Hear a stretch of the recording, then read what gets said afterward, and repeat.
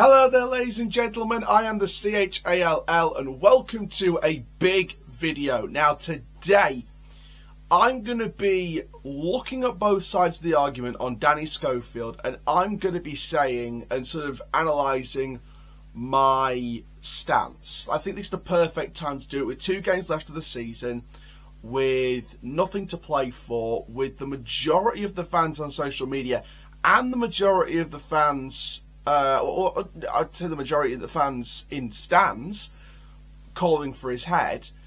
I feel like it's the perfect time to sort of analyse the whole situation in detail and sort of share my thoughts on the whole situation at the end as well. Now, I will say this straight off the bat at the start of this video. To look at both sides, I'm going to analyse the positives, or shall I say the factors in certain things, and also the negatives. So these are things for Schofield to work on if he's indeed to stay. I'll also be looking at alternative managers because, as you know, I've got to look at both sides of the argument. So those who want Schofield out, I'm going to look at some alternatives, realistic alternatives, by the way, to who would come in next season as manager. And this is not me saying Schofield out straight off the bat. This is not me saying that at all. This is me looking at both sides and giving that side of the argument alternative options. I'm also going to look at the other side of it as well. So before we get into it straight off the bat, I will just say this. This is a middle of the ground video for the majority. I will assume my final stance at the end of the video. I will share with you my personal thoughts. But for the majority of this video, we're going to look at stats, we're going to look at facts, we're going to look at research, we're going to look at both sides of the argument, because I think that's the fairest way to do it. People can call me middle of the ground, people can call me 50-50, people can call me happy or whatever. People can say I've got splinters up my backside. I haven't. I'm making a fair assessment on the situation from both sides. Now, before we get started, make sure you do like, comment, subscribe, click notification bell to next YouTube video. And for now, guys, let's have a look at this particular topic of discussion. So we're going to start off with a little bit about Danny Schofield for those of you who might not know a lot about him as a person. So he was assistant to Carlos Corberan during the 2020-2021 playoff final campaign for Huddersfield Town. He was also, of course, caretaker manager, where he was sacked after a win of just 1 in 8. He saw an intense methodology, which was when he was working with both Marcelo Bielsa and Carlos Corberan at both Leeds United and Huddersfield Town in the youth setup, and his most experience with the youth and the younger players, which edges out the experienced bracket of age in the current senior squad at Doncaster Rovers Football Club. Now then, Danny Schofield, I've got no doubts he's a great youth coach. I've got no doubt he's been a good assistant coach. He's worked with some top people, Bielsa, Corberan. He's worked his way up the ranks with Middlesbrough, with Huddersfield, with Leeds. And he's got relevant experience in terms of that side of it. He's got the experience of working with a couple of top managers and working in the developmental setup of bringing through the next generation of talent for the senior squads and beyond, and the squads in the Football League. These players that are getting loaned out to, these players that are moving up to, from Leeds, Huddersfield, and of course Middlesbrough, working with Graham Lee. So Danny Schofield has got enough. I mean, if you know, in terms of a youth coach and in terms of being a number 2, he's got more than enough experience, in my opinion. And this is where the kind of debate has been going on for a while now about younger managers and less experienced managers being given a chance to build their squad and a chance to blossom. And we had this same argument with the likes of Liam Rosenwar at Hull City. Yes, it's different board. Yes, it's different resources. However, the argument still stands. If you want to use a sort of lower example, should we say, or should we use a sort of current example, I would maybe look at something like when Pete Well came in at Barrow. Yes, he proved himself with Halifax Town, but you know, Pete Well is someone who's come in his own from non-league, and he's definitely blown us away with how he's transformed that Barrow side, and you know, from the Ian Evatt style football, and the fact that he, you know, after a while, and it looked like Barrow were in a couple of spells where they were looking a bit threatened. You know, Wild's come in, he's transformed that side, he's been given the experience with Halifax Town lower down the pyramid, and let's be perfectly honest here, sort of coaching and being a part of and managing under 23s, under 21s, etc. That's like a similar level to like non-league, like Vanarama National League. That's like National League style football. That's like your kind of lower league style football. It's like the equivalent of, you know, and that's why that's one of the reasons why the under 21 sides are in the Papa John's Trophy with the League 1, League 2 clubs, because some of those players being loaned out to these League 1, League 2 clubs, they're pretty much on the similar level, not the same level, but a similar level. So I sort of refer Schofield to that in a way, where he needs that experience, you know, in that senior setup, shall we say. And I think given a chance to flourish, Schofield could produce some of the performances that he has, you know, brought out. Now then, the next section of this video is all about alternatives to Danny Schofield. Let's say, for instance, end of the season, boom, the club coming out with a statement saying Danny Schofield has been relieved of his duties, or Danny Schofield has left by mutual consent. Whatever the story might be, you'll get the average reaction on social media. You'll get people going, best of luck, Danny Schofield, for future endeavours, which will be me. And you'll get other people that go, I wish him no luck, good riddance, etc., which is what you're bound to get. But, and again, this is me looking at both sides of the argument. So those of you who want Schofield out, this is your sort of time. This is your kind of time frame for the video. I'd like you to watch all of it personally, but if you're only interested in the Schofield out bit and the negatives and things like that, then let's stick around for this bit, because this is the alternatives to Dennis Schofield. These are managers that I believe are realistic options to come in if Schofield was to go at the end of the season. So obviously, we have to look at the positives and negatives of Danny Schofield before going into alternative managers next season. So the positives for me with Danny Schofield, you know, or factors, shall we say, not just positives, but factors as well. So obviously, only 4 or 5 of his players were used in the second half of the season were his signings. The January window did feel like a bit like a consolidation for the club and build on next season. It did feel like a bit of a sticky patch, like a little plaster on a big wound. And there's that question there: did we write off the season too early? And I think we had this indication that we probably did write off the season a bit too early. I feel like we had this kind of thing in our mind where I feel like we wrote the season off too early and said just use January to stick a plaster on it and kind of just build for next season without really seeing where we were. Because we could have really pushed on. You know, on table wise, maybe not performance wise and consistency wise, but I think table wise we could have had an opportunity to really push on in January and try and get in them playoff places if the right investment was in January. And I didn't feel like the right investment was in January. I'll be brutally honest. You know me, guys. I'll praise when needed. I'll constructively criticise when needed. I don't think January's investment was good enough. Don't get me wrong, Bell Nelson's put in some good performances or some good individual showings. I think Lakin showed something in the midfield before his injury. I think Westbrook's had a couple of games where he showed what he could produce on a regular basis if given the chance. Brown, there's a couple of showings where he looked alright, but I think he's looked quite average in my personal opinion. And Lavery, I don't think he's had enough time to show more of what he did at Scunthorpe. And it was, again, I felt it was a very average showing, but he's got next season to prove himself. But the 4 loanees and the 1 permanent, it was not enough to try and push on for them playoffs. It was pretty much stick a plaster over it and get ready for next season. So, you know, the January window didn't help Danny Schofield at all. That's not taking away the current performances, but I feel like it is still a factor because you have to look at all the factors. We know the budget isn't high enough to bring in more players or a certain quality of player that will cost a bit more in transfer fees. We know that. I think the club knows that, but aren't 100% revealing that. Coppinger's admitted resource-wise that he's working with what he has, which could explain this whole development plan the head of football operations and the head coach unveiled at the owners' event to develop a strategy on a certain budget.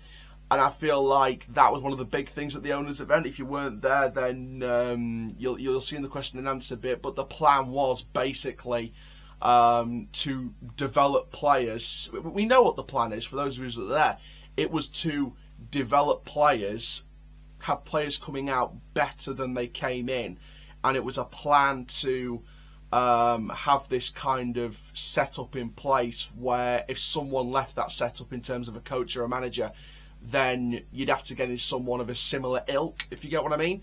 So I feel like the actual plan itself from James Coppinger and Danny Schofield, if you want to be brutally honest, I feel like he should have had that on a separate evening. I felt that was an opportunity to kill time from an ownership point of view. Might not have been, but that's how the feeling was from the fans, and that's definitely the feeling from me. I feel like the presentation should have been on a separate evening. It should have been on a separate night. To show fans exactly what the plan of the club is long term, to show what the strategy is on the pitch, to show what the development plan is like with the head coach, and to see what's being done where. And I feel like the owners' thing should have been a full question and answer session for the whole time on its own night, in my personal opinion. But the presentation itself, take nothing away from the presentation. The presentation itself was actually a good showing of what a plan could be, and it gave me reminders of Carl Robinson at MK Dons, where he would build up players, he would develop players, he'd bring in players, and they come out better than they were. And, you know, his side was getting promoted to the Championship with 100 plus goals and, you know, gaining automatic promotion to the Championship. And this was MK Dons, so they weren't the biggest club in the Football League, shall we say, but they definitely had a plan. And if an owner sticks to his guns and sticks to his plan, it does work. Yes, there's question marks about our ownership and the lack of, or the seemingly lack of interest from the ownership at the club. And I'm not going to shy away from that. There is definitely question marks about the ownership's interest or long-term interest, especially with the evidence of the January window, especially with the evidence in the landslide down the league positions. However, the plan itself, if everything else clicks with it, will work. Obviously, you know, some players being utilised in certain positions due to injuries and fitness, but some are for versatility training, in my personal opinion, and testing players in certain positions to see if they fit his formation. Now then, this one's a particular point, because I feel like with Danny Schofield and with Doncaster Rovers, it's one of them where certain players playing in certain positions, Molyneux at left wing back, for example, Maxwell's injured, Rose just coming back from fitness, didn't really feel like putting a centre-back at left wing-back, but he wants to keep the formation the same. Fans call the formation lack of formation adaptation stubbornness. I agree to an extent. I feel like there is elements of some real elements of stubbornness in their formation. But also part of me, and this is me playing devil's advocate in the situation, feels like testing people in certain positions in the same formation is just what he's doing until the end of this season, ready for the summer. See who works in that formation, see who doesn't work, try and move on the ones that don't, bring in people that do. That's my feeling. Some of them are forced because of the injuries we've had, but others, in my opinion, aren't forced. Molyneux at left wing back feels forced. However, Molyneux is a wide midfielder / winger. And an attacking midfielder if need be as well, to put him in a number 10 role. So I feel like Molyneux's versatility is being tested at this point, as well as it being a forced substitution or a forced rotation. Obviously, there are other people as well. Rowe being played at left wing back sometimes, being played at centre back on the left hand side of a back three, if needed to, and of course in the centre of midfield more recently as well when he's been fit. Again, testing the versatility of an experienced player, a voice in the dressing room, a leader, and someone who gives his all for the cause. We can't deny Tommy Rowe's cause for the club. He does try and give his all. He does try his hard. You know, Tommy Rowe's one of those players that would not want to see anything bad happen to this club. He doesn't. And, you know, he's someone we can rely on in terms of an experienced leader for those younger players. But again, it goes back to that point of testing people in certain positions. Most of it is forced, but some of it, in my opinion, is testing the waters of certain people to see whether they are good enough to play in the formation that he wants to play. Of course, he has said in the past that he is willing to adapt if necessary and be flexible if necessary. However, I feel like he won't be forced to do that before the end of this season. If anything, if we get the players in the summer that he wants and we move out the ones that do, I think that he's going to bring in players that can be adaptable. So if he does want to put two up front sometime, he can be adapting it to a 3-5-2. If he does want to bring in full-backs / wing-backs that can play either kind of role and switch to a 4 at the back if we need to, then I think he can do that. So I think it's one of them where you have to take the testing certain positions and certain players in certain positions as a bit of a test in the water. Obviously, we've seen Danny Schofield move away from the style of football the last few games. We've seen a more pragmatic approach, but the formation remained. Now, this has a write-off consolidation season all over it. That would be my personal guess at this point. I think we knew that fact for months anyway. I think the season was written off after the January transfer window, like I said earlier. Again, I feel like I said this on match reports for a while now, I feel like he's moved to a more pragmatic style where he's just looking to look it long and try and get results. There has been less playing out from the back. There was a little bit more against Newport this past weekend, but I feel like more recently in the last few games he's moved away a lot more from playing out from the back and just trying to go long. Yes, it's not working most of the time. However, what else can we do with the personnel we've got available? And this is what I'll move on to now, is the other side of it. We've looked at certain facts in certain things. Now we have to look at the negatives, things that Schofield needs to improve on if he's indeed to remain as manager next season, which is looking like the case anyway. So first of all then, 4 points from the last 36 available. Joint worst league form in all 3 Football League divisions. It's just not good enough. Don't matter whether you're here at the start of the season or next season. At the end of the season, the form is still not good enough. He'll know that. Some of the players will know. Well, some of the players will know that. Manager will know that the form isn't good enough. We can talk the talk all we want, but unless the action's backed up, then the talk is cheap. I think we all know that. I think those on the pitch and those watching from the stands will know that anyway. If this was at the start of the season, and this is the point I want to make to kind of back the Schofield outers in a respect, if this form was at the start of the season, 4 points from the last 36 available, or 5 points, sorry. If 5 points from the last 36 was at the start of the season, we'd be bottom of the league, 3 points from safety, and because of the mentality of the squad, there'd be an immediate fear of safety in the league, even that early on in the season at that point. You could see it. You could see, at the side of me, that table is 14 games into League Two season. That table shows that if we, we would be, in the bottom two. We'd be bottom of the league at the start of that season with that form, which is sackable in itself. The amount of injuries, if it was that early in the season, again, that would also ring alarm bells for the remainder of the campaign. Absolutely 100%. I feel like with injuries, it's one of those where the form started to dip and then the body started dropping and we got tired, we got exhausted, the injuries started happening. Not the club's fault, by the way. Pretty much all of the injuries aren't the club's fault. It's just either tackles or training injuries or whatever. There's been a lot of complaints about the pitch as well. I feel like there's been stuff about the pitch as well. But injuries for me are something to keep an eye on because we've had a lot of them for the past couple of seasons now. And, that is a factor in certain selections and we can't really help that. Even though certain players are filler players or square pegs round hole players in certain positions, the lack of adaptation in formation is worrying. And you do have to look at that as a certain factor. Again, I'll go back to that point where testing people in certain positions, certain availability selections at certain points in the season. But on the flip side of that is the formation adaptation. And, you do have to look at that as something to watch for next season. Because if it's still not working with the players available and the players brought in and it's still not being changed, then you do have to look at that as a factor for if he ends up going. And there's been a couple of managers where they've shown at times where they're plan A but no plan B if it's not working. Darren Moore and Gary McSheffrey both showed that at times. And I feel like Danny Schofield could fall into that category of a plan A but no plan B manager if he's been given the players to work with in the summer and it still doesn't work if he sticks to it and he doesn't change it. The one up front feels very isolated, so you need a mobile striker. You need someone who's going to do the hold-up play as well as find the back of the net more frequently than others this season and the past couple of seasons now.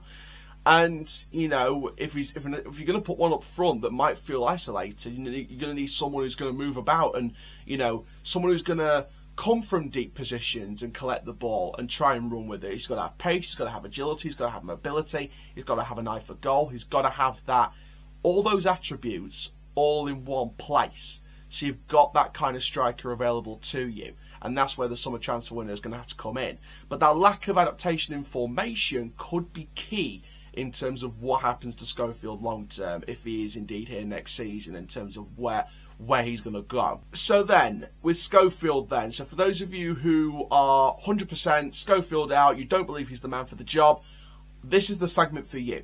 Because I've gone through a list of potential managers and I'm going to go through 5 alternative options that play, I won't say a similar style of football, but a similar style of formation that could utilise these players and also are realistic choices in my opinion. Now, I will say straight off the bat, in my personal opinion, it is cheaper and would probably work within our budget to bring in an assistant from a championship club or some kind of assistant at a high-end League One club to drop down a level or two and become a number one, or has previous experience of a number one and would like to go into it again.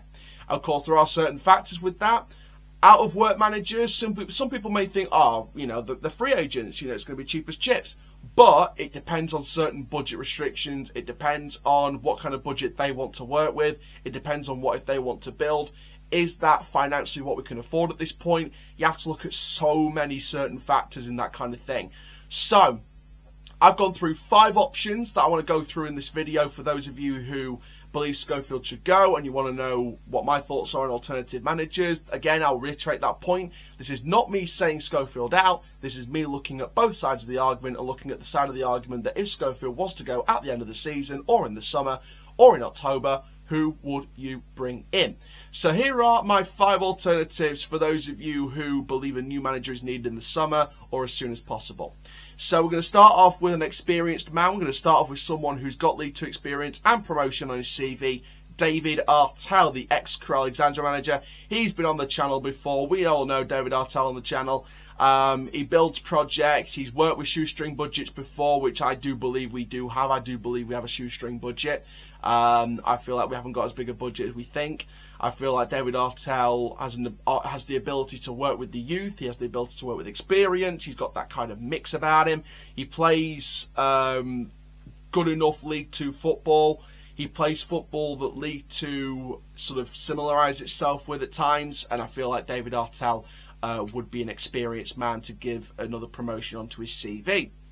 Now, the next one is a guy called Aaron Danks. Now, he is a senior coach at Middlesbrough. Now, I know what you're thinking straight away. He ain't going to leave Middlesbrough. He ain't going to leave Michael Carrick's side next season, especially if Middlesbrough miss out on promotion through the playoffs this year. You know, if they're going to want to go for it again, he will want to go up with them.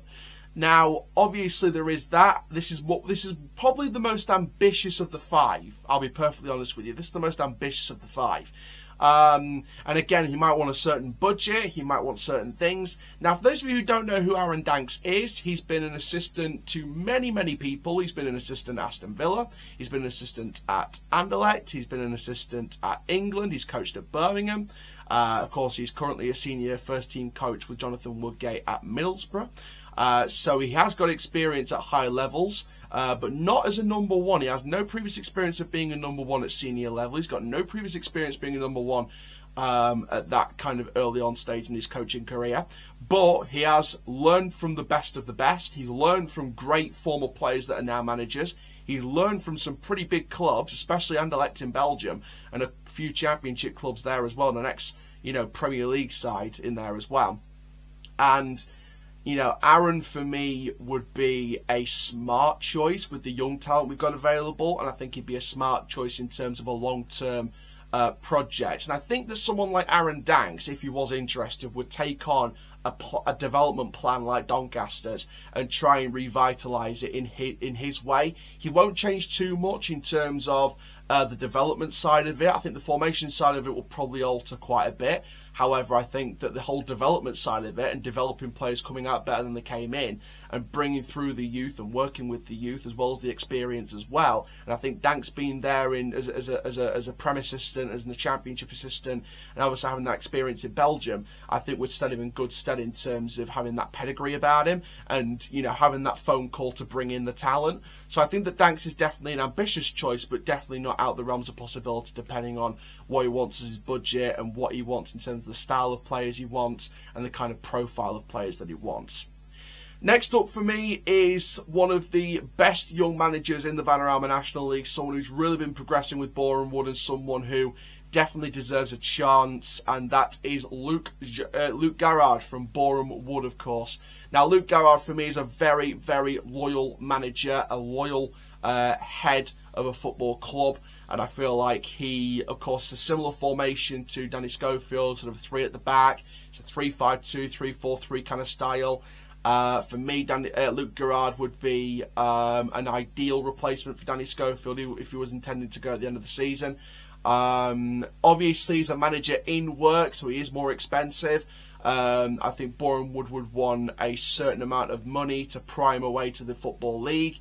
Obviously, the enticing offer of Football League action would definitely be an enticing one for Luke Garrard, and I feel like it would be interesting. However, that's where the loyalty of Luke will be tested. I think he's just too loyal to Boreham Wood to leave. I think he wants to try and get him into the Football League and try and build something with Boreham Wood. But you just never know. The offer of the Football League, especially if Boreham Wood just miss out on the playoffs or don't make it through the playoffs this season, will definitely be an interesting one to see. Next up then is someone who could be getting promoted to League One this season as a number 2. Could bring a similar style of football to that of his number 1 at Stockport, and definitely someone who deserves a chance as a number 1, and that is Clint Hill, the ex-QPR player.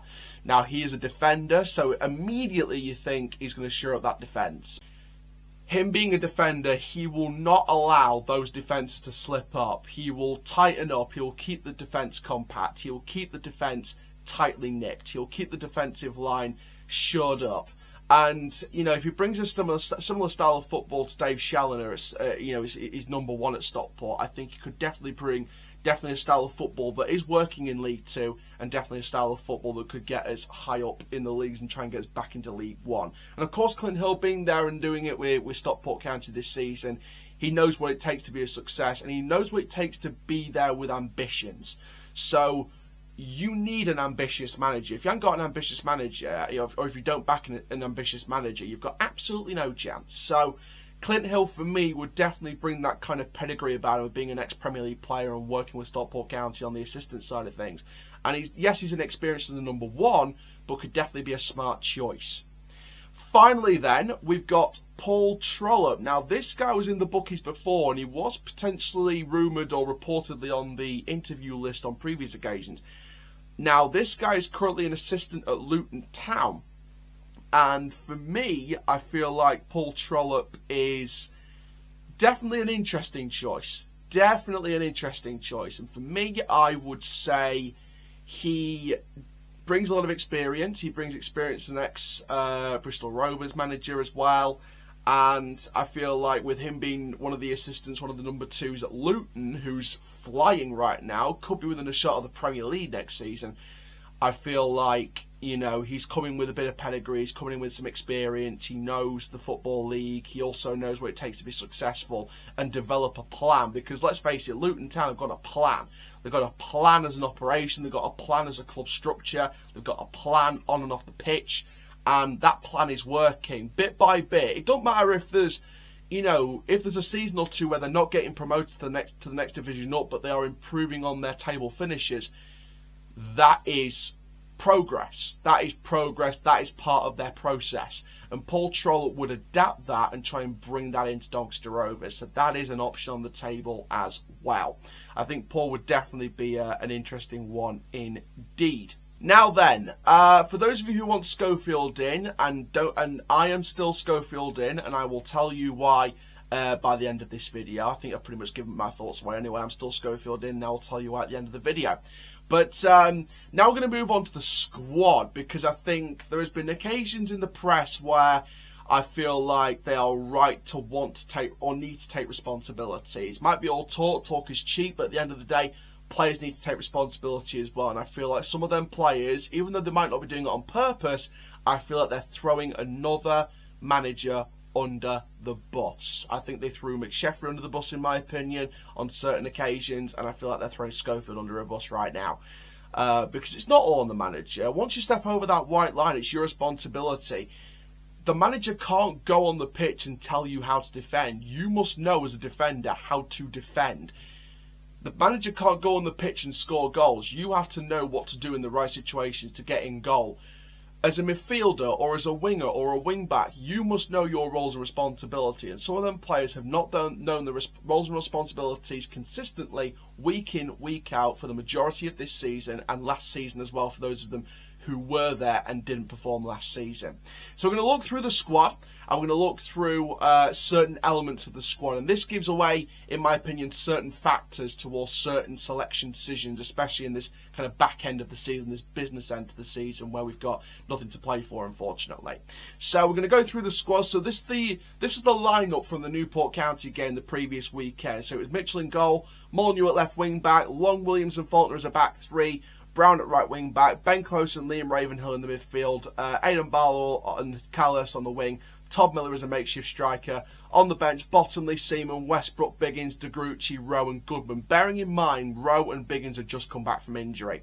So of that team, contracted next season, Adam Long, who's a Gary McSheffrey signing, Bobby Faulkner, who was a pro deal from Richie Wellens, Ben Close, a Richie Wellens signing, Luke Molyneux, Gary McSheffrey signing, Cal Hurst, Gary McSheffrey signing, Harrison Biggins, Gary McSheffrey signing, Tommy Rowe, Richie Wellens signing, and Jack De Grucci, a Gary McSheffrey signing, who, in my opinion, should be loaned out in the summer to a lower club in the non-league period and try and get that experience for himself. So, of those signings, none of them are a Danny Schofield signing. Kyle Hurst is a Danny Schofield contract extension and is one of the players he wants to build around. Bobby Faulkner is another player he wants to build around. I think we can see that with the long-term progress of Bobby Faulkner and getting his chances now. I think Biggins has been a better player under Danny Schofield as well. I think that Tommy Rowe will be a leader. I think Close has solidarity. I think Molyneux's had an up and down campaign. I think he's not been as good as last season, but next season he'll get a chance to prove himself again. Long, I think he's got potential. I think he does work on the left-hand side of a back three, on the left-hand side of a defensive pair. However, I think he needs more time. So that just really leaves De Grucci, of course, in my opinion, should be loaned out in the summer. So all those players next season will be players that he will probably use at some point. Now, Brown and Miller will return to their parent clubs. Brown, I don't think will get permanently. Todd Miller, I think for rotation's sake, would be a good option as a backup. And kind of keep developing him, keep letting him learn, maybe loan him out if need be, if he needs more experience elsewhere and more first-team football elsewhere. But I would look at him with his contract being out in the summer. I would look at Todd Miller as a permanent, and I'd look at him as maybe one for the future if we need to give him more room to develop. So I think that whole idea of development comes into effect again, and I think he's someone we need to be keeping an eye out for. Out of contract in that squad that was there on the previous weekend, Jonathan Mitchell, who's a Gary McSheffrey signing, Williams, who's a Richie Wellens signing, Ravenhill, who's from the academy, Barlow's a Richie Wellens signing, Bottomley's an academy signing, Goodman's an academy signing, Seaman's a Darren Moore signing, and Westbrook is a Danny Schofield signing. Now, of those players, there are two 50-50s, there are 2 leaves and 3 keeps. 2 of those keeps on certain conditions. Mitchell, for me, is a 50-50, and I'll tell you why. He's made mistake after mistake after mistake on a number of games now in the business end of the season. I can't get away from that fact. He knows he should be doing better. He knows he holds his head up and says, those were my fault. He has still put in excellent... He's a good shot-stopping goalkeeper. He's a good shot-stopping goalkeeper with experience under his belt. However, the negatives are his distribution, his kicking, and his decision-making the majority of the time needs quite a lot of work. My 50-50 is because if he's okay being an experienced rotational number 2 to play in the cup games and help be a voice in that dressing room for the younger players, then yes. If he wants to be a first team goalkeeper, I'm at the point now where I'm saying we need to look at getting better than Jonathan Mitchell, in my personal opinion. Now then, Roshan Williams, go. With all due respect, just go. Have a fresh start somewhere else. Ravenhill, 50-50. He's shown talents of what he can do, but again, is it one of those where we have to let him have regular first team football elsewhere because we don't think we'll get it here? Again, we'll see. Barlow, I would keep, but only on a 12-month deal. He's shown what he can do in the last few games. give him a more consistent run out next season. If he's not delivering on a consistent basis, out the door next summer. Bottomley, I would keep, but I would loan him out. I would loan Ben Bottomley out for more experience elsewhere. And I would look at getting him in lower down the pyramid. I really would. I personally would anyway. Charlie Seaman, keep.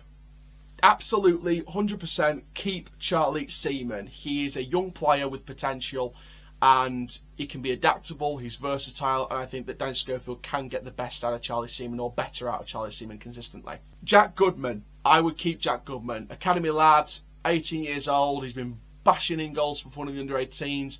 Since he's been coming on in games in the senior squad with the injury situation, I think he's shown energy, I think he's shown desire, I think he's shown heart, he wears the badge on his shirt every time he steps out on the pitch, and I think he's one for the future, so we have to keep him on a pro deal, we have to sign him up on a pro deal, we have to make it a long deal as well, we have to put in any clause we can to get the most out of that deal if he becomes a massive sell-on value in a few years' time and we get a certain clause out of his contract or something like that. We have to neutralise that contract situation.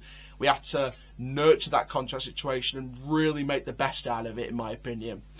Zane Westbrook, I respectfully would let him leave, but only if we can get someone just as good or better in terms of that style of midfielder, a box-to-box, energy-running midfielder. I would have signed Westbrook instead of Lakin if he showed just as much as what Lakin showed in the spell that he had. Westbrook's still got 2 games left. I would like Westbrook to stay because I think he's a wonderful guy. I think that he can be he's an experienced lad. He brings a lot of pedigree with him in terms of where he's been. But I feel like Zane for me would, I think he may also benefit from first team football elsewhere, depending if someone takes a chance on him instead of us. So I think that Westbrook could be a 50-50, but I just don't personally see him staying. I'm sure he'd love to stay, and I think he's said on previous occasions he'd like to stay. But I'm just not too sure in this situation whether we are going to keep him or not. He's a Danny Schofield signing though, so I wouldn't be against keeping him. But I personally think he's going to leave and go somewhere else. Now the injured party, Maxwell, who's a Garrard McSheffrey signing, Anderson, a Darren Ferguson signing, Oluwu, a Richie Wellens signing, George Miller, a Garrard McSheffrey signing, John Taylor, a Darren Moore signing, Younger, a Garrard McSheffrey signing, Nelson, a Danny Schofield loanee, Agard, a Garrard McSheffrey signing, Lavery, a Danny Schofield signing, and Lakin, who's a loanee for Danny Schofield. Lakin will go back. I don't think he's going to return. Agard, I think, will leave. I don't think he's going to come back. Nelson, I think he's going to go back to Leicester. I don't think he's going to come back. Younger, I'd like to give him a 12-month deal because I think we need to see more of him, but I've just got this bad feeling that we're not going to keep him on. Igard, of course, a Garrard McSheffrey sound, like I said, needs to. I think we'll need to go and get regular first-team football elsewhere. Anyway, and of course, the 2 players returning from their loan spells, Rio Griffiths, a Garrard McSheffrey signing, and Kulea is an academy signing. With all due respect to Rio Griffiths, I think it's best if he just goes somewhere else. I think he needs more experience elsewhere, and I think he needs it lower down the pyramid. Kulea, an academy lad, I would either loan him out or I'd maybe look at promoting him and trying to get him involved in the first-team setup at times. Next season, I would look at promoting Kulea. I think utilising the youth is very important to give them an opportunity to break through and really make a name for themselves at times. So I think we need to utilise Kulea wisely next season. So my whole squad then, this is before we bring in transfers. Mitchell, maybe. Ravenhill, maybe. But take them out. We have Maxwell, who 1 left back. Anderson, Oluwu, Long, Faulkner, 4 centre-backs. Seaman, 1 right back. Close, 1 midfielder with Biggins and Rowe as well, so that's 3 midfielders. Barlow, Molyneux, Hurst, maybe counting Taylor, maybe counting Kulea, that's 4 or 5. Then we've got Miller, Lavery and Goodman, 3 strikers, and then loaned out Bottomley and De Grucci. So in terms of what positions that we need, that is what we will go into next. Of course, again, this depends on whether Schofield is going to stay beyond this season, which I think he will do, or the club do decide in the end to change managers for the summer and trust someone else with this kind of summer rebuild, because at the end of the day, it is a summer rebuild. So looking at that squad, if you take Mitchell and Ravenhill out of it, we have 3 centre midfielders, We have 1 fullback / wing back either side. We have 4 centre backs, no goalkeepers. We have 2 wingers on the left side, 3 on the right. If Telly goes, then that's 2 on the right. If Clay gets loaned out again, that's 1 on the right. And then 3 strikers. If Goodman gets loaned out, that is 2 strikers. So looking at that then, we need a goalkeeper, some experienced centre-backs, wing-backs / wide midfielders. I'd maybe look at a box-to-box midfielder as well. I'd look at wingers / wide forwards. I'd look at some adaptability and some versatility in there. And I'd also look at mobile strikers, those who know to put it in the back of the net. Now, transfers, I'm not going to go too much into because that will be on a separate video in July. We've already spoke about this in previous occasions. That is the transfer recruitment video for 2023 summer, and that will be coming out in just a couple of months. Finally then, now we've analysed the positives / factors in certain things, we've analysed the negatives, we've analysed alternatives for those who are Schofield out and want the manager to go. We've analysed certain things that have happened in this season. We've analysed the current squad. We've analysed what kind of signings they are, where they've come from. We've analysed which ones I think will go, which ones I think we should keep, which ones I'm 50-50 on. We've analysed everything we possibly can do about this situation. My final judgment as a fan, and please, please, please don't attack me in the comments. Don't attack me on social media for saying this. You can politely disagree. You can disagree if you want to. I'm not against that at all. Don't send abuse for me for saying this, though.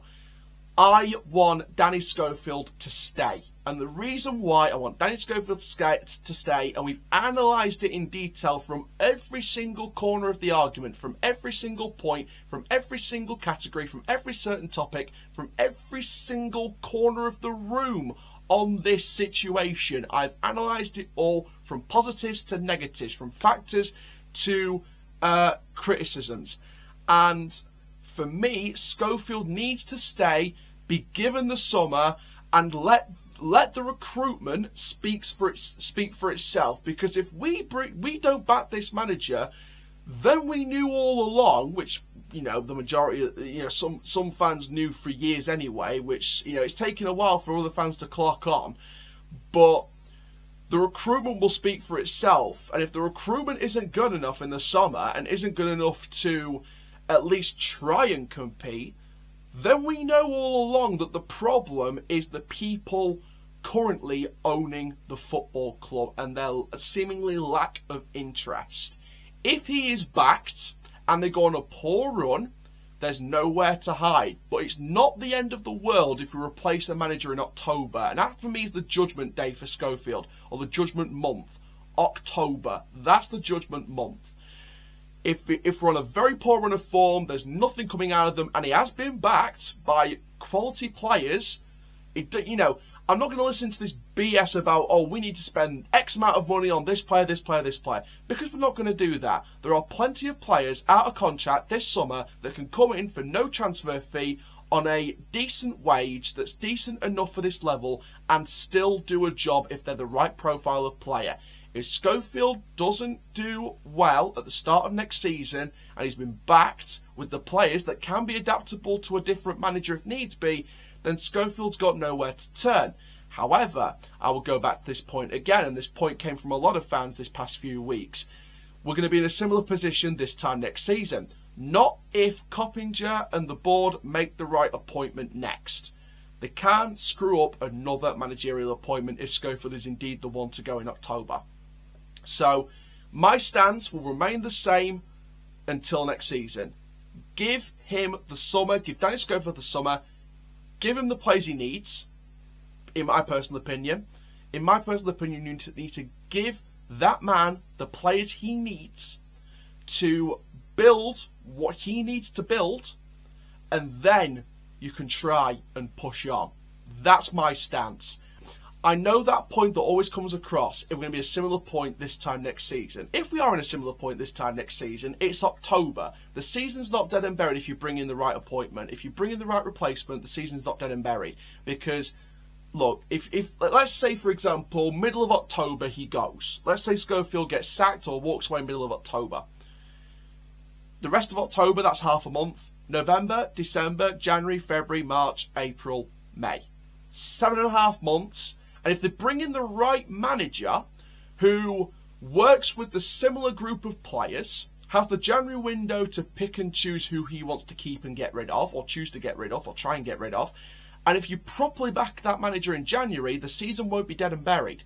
So, but again, it all boils down to recruitment, it boils down to James Coppinger, it boils down to the board, it boils down to the financial situation of the club, it boils down to certain factors as to what compensates a dead and buried season next season as well. This season's dead and buried. It was dead and buried in January because of the recruitment that we brought in and the fact it was like a sticky plaster on a massive gaping wound. It's like we got shot in the war and we're just putting a little sticker over it with a smiley face that just says, everything's going to be alright. You know, this ain't no Bob Marley tune. We're not going to feel happy for a few minutes. You know, this season was dead and buried in January. So, because we didn't bring in the right people. You know, we brought in good talent, but we didn't bring in enough talent to really give us strength and depth and really push on to get in them playoffs this season. You know, and in at the end of the day, people can say yes, we're going to be in a similar position this time next season if we keep Schofield till October. Like I said, the season for me isn't dead and buried in October. Not if you bring in not a similar style of manager, because if it's a similar style of manager, and we play terrible football in one formation, I will start getting worried. But if we bring in a better style of manager, but that can work with a similar group of players, or the same group of players, and get a tune out of them on a consistent basis, then the season's not dead and buried. I'm going to rule out a dead and buried season 6 months early. So that's the whole story. That's the whole corner of the situation. That's every single argument noted, every single point given across, and that's every single bit of research done on this video. So, it's been a massive, massive video. Thank you for sticking by it. Thank you for sticking through it, because I've been talking a lot today. Please like, comment, subscribe. If you've got any points to make, any comments to make, please do note them down below. Like I said, I'm not trying to start an argument between board in, board out. I'm not trying to start an argument between Schofield in, Schofield out, whatever. Cops in, cops out, whatever. I'm not trying to start any arguments or anything like that. I'm simply noting both sides of the argument and make my final stance. My final stance is Schofield needs to be given the summer, see what happens. If it doesn't work by October, bye-bye, out you go. You bring in a new man with a bit more experience. The managerial appointment has to be right the next time round if indeed Schofield doesn't work and doesn't turn it around. And we'll have then a chance to build again. Not build again, but like just build on the foundations that Schofield has, and then take them that next step further. Because it could be a case that Schofield might not work, but has the foundations to, in place in terms of a plan and a development off the field to work on the pitch, to bring in a more experienced man to take those foundations another step further, whether that is David Artell, whether that is a bit of an ambitious appointment like an Aaron Danks, who's been a number 2 for the likes of Company, who's been the number 2 for Unai Emery for 3 games at Villa, who's been the number 2, who's currently number 2 with Michael Carrick, and someone of that ambitious ilk comes in and takes that a heck of a step further, or someone of more experience, Paul Trollope, David Artell, Luke Garrard comes up for the National League, plays a similar style of formation to Danny Schofield, and could play a better style of football. So it's not a case of me saying Schofield in, it's not me a case of saying Schofield out. I am, let's see what happens this summer, and then I'll make a judgment. Probably after this, I'll make some kind of judgment at the end of the summer window, and then I'll make a judgment 10, 12 games into next season as to what happens after that. So thank you very much, guys, for watching this huge video. I'm so sorry about how long it's took. Please like, comment, subscribe. Like I said, if you've got any comments, please do put them down below. Let's get the conversation going and make it a civilised, detailed discussion between all of us fans. Board in, board out, cops in, cops out, Schofield in, Schofield out. Let's all have a decent, nice, honest debate. I hope I've addressed every single point noted. If you've got any more, like I said, comment down below and I'll address them in the comment section as extra points and extra bonus points. And for now, I'm the CHALL. Ta-ra for now, and I will see you this weekend for the game, the last home game of the season against Colchester United. Ta-ra for now.